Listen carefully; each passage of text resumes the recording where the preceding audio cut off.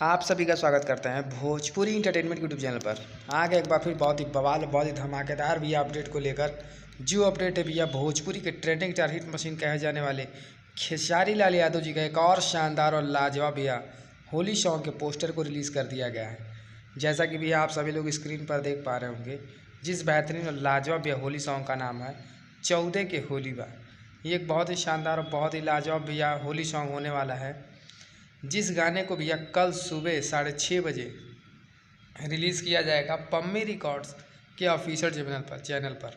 तो बात की जाए भैया इस गाने की, तो इस गाने को भैया गाया है भोजपुरी के ट्रेंडिंग स्टार खेसारी लाल यादव जी ने, और उनका साथ दिया भैया इस गाने में खुशी कक्कर जी ने। वहीं पर भैया इस शानदार और लाजवाब भैया होली सॉन्ग को लिखा है कृष्णा बेदर्दी जी ने, और भैया म्यूज़िक है इस गाने में विकास यादव जी का।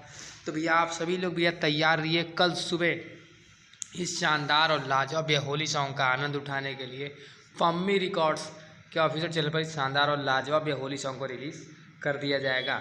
तो वहीं पर भैया इस गाने में आप सभी को फीचरिंग करते नजर आ जाएंगी प्रिया रघुवंशी जी, जो कि बहुत ही खूबसूरत और बहुत ही बेहतरीन एक्ट्रेस है। तो आप सभी ऐसे में भोजपुरी से जुड़ी बताते हैं खबरों को पाने के लिए भोजपुरी एंटरटेनमेंट चैनल को सब्सक्राइब करना बिल्कुल ना भूलें और बेल आइकन को जरूर दबाएं, ताकि हमारे चैनल में भैया जो भी वीडियो अपलोड हो उसका नोटिफिकेशन सबसे पहले आप तक पहुँचे। तो फिर मिलेंगे ऐसे ही बॉल और धमाकेदार अपडेट को लेकर। तब तक जय हिंद, जय भोजपुरी।